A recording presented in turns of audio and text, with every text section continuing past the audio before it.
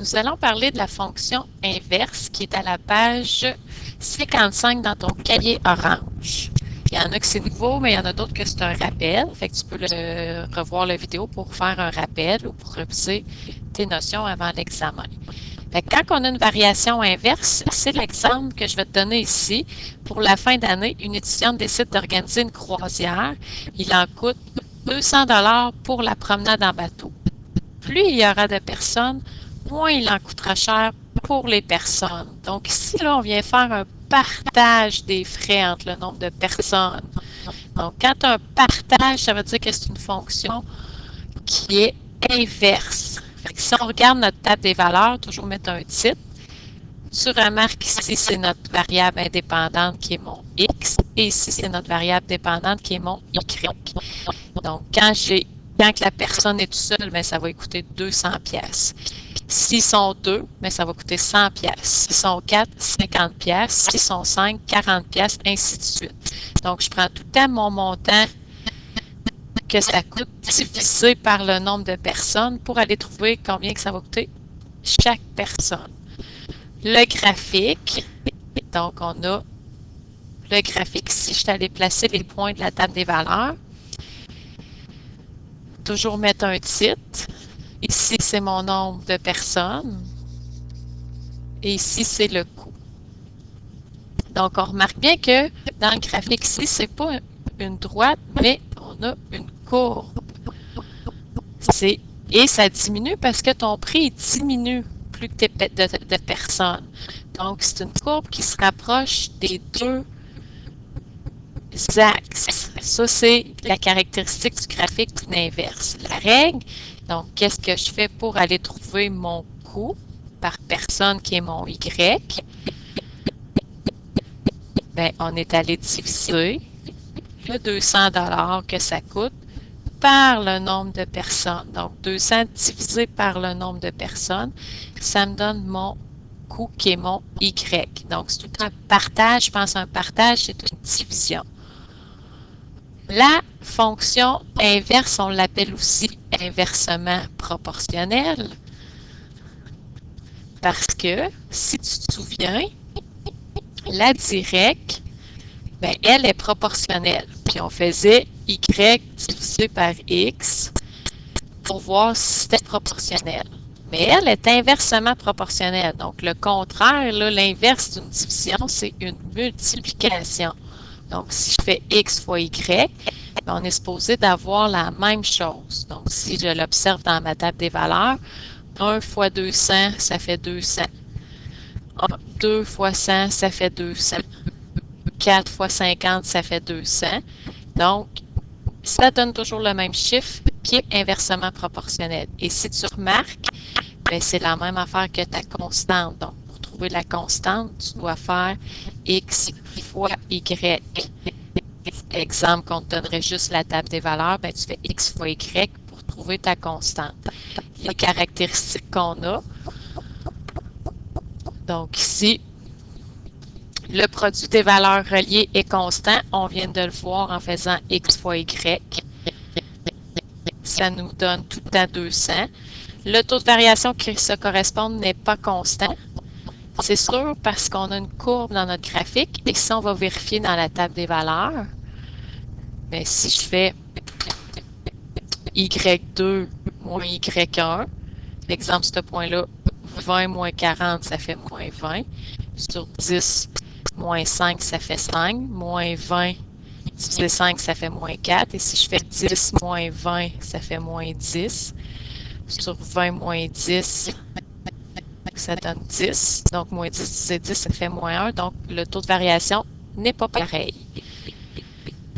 La règle est de la forme Y égale une constante sur X, où tu peux voir f de X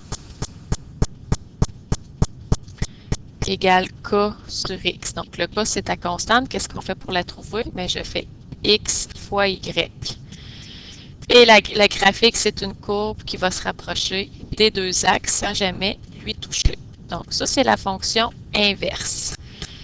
Donc, pour trouver la règle, tu dois vérifier si c'est une inverse en multipliant le X et le Y. Donc, ça veut dire que c'est inversement proportionnel. Puis si le produit est pareil, est toujours le même, ben tu as une inverse et la règle, c'est ça. Ben, et le cas, tu fais le produit de x par y pour le trouver. Donc ça résume la fonction inverse. On va aller voir le nuage de points qui est à la page 57. Donc, le nuage de points, fait qu'il va arriver dans des situations que on va faire un lien entre deux variables, mais souvent, c'est pas constant. Tu vas avoir des points un petit peu éparpillés dans ton graphique. Fait que dans ce temps-là, on fait le nuage de points et on va devoir trouver la règle. Il y a deux types de nuages de points.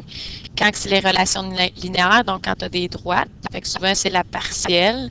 C'est y égale ax plus b. Il va falloir aller trouver le taux de variation et il va falloir aller trouver la valeur initiale. Et l'autre type de nuage de points, c'est quand on a l'inversement proportionnel.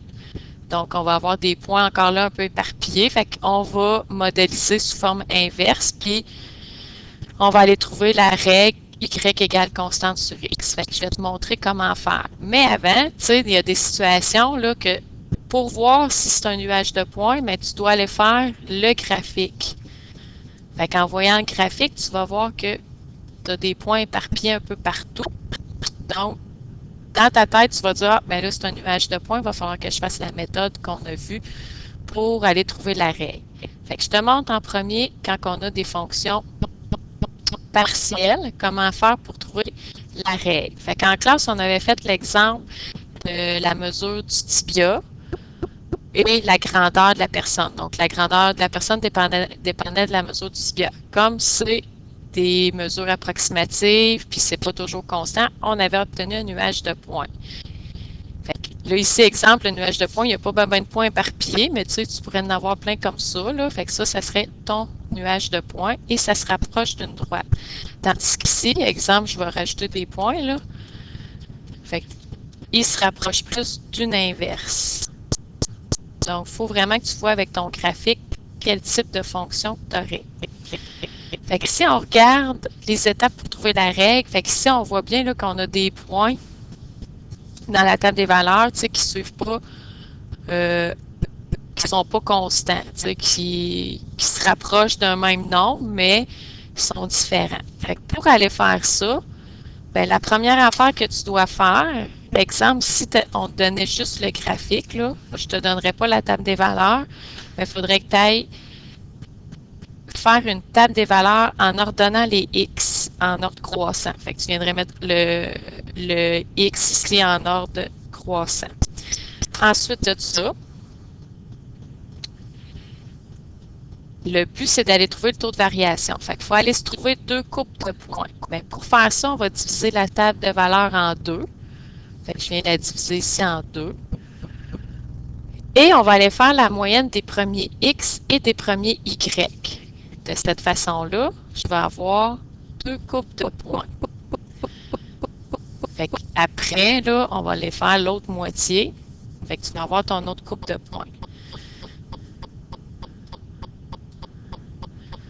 Donc, je fais la moyenne de mes premiers x. Donc, 1 plus 2 plus 3 plus 4 divisé 4, ça fait 2,5. Donc, ça, c'est mon x1, qui est 2,5 ici. Et ensuite, je fais la moyenne de mon y1. J'additionne toutes mes y ici, 18,6 plus 21,2 plus 22,8 plus 24,1 divisé 4.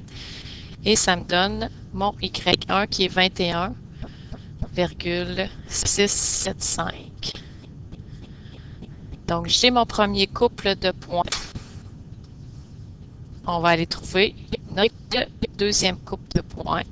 On va aller faire la moyenne des x et des y de la deuxième partie. Ça veut dire qu'ici, je viens additionner 5 plus 6 plus 7 plus 8 et on divise par 4. Ça va donner 6,5. Donc, ça, c'est mon x2. Et je fais la même chose pour les y. Je fais la moyenne des 4y qui donne 31,1. Donc, ici, c'est mon y2.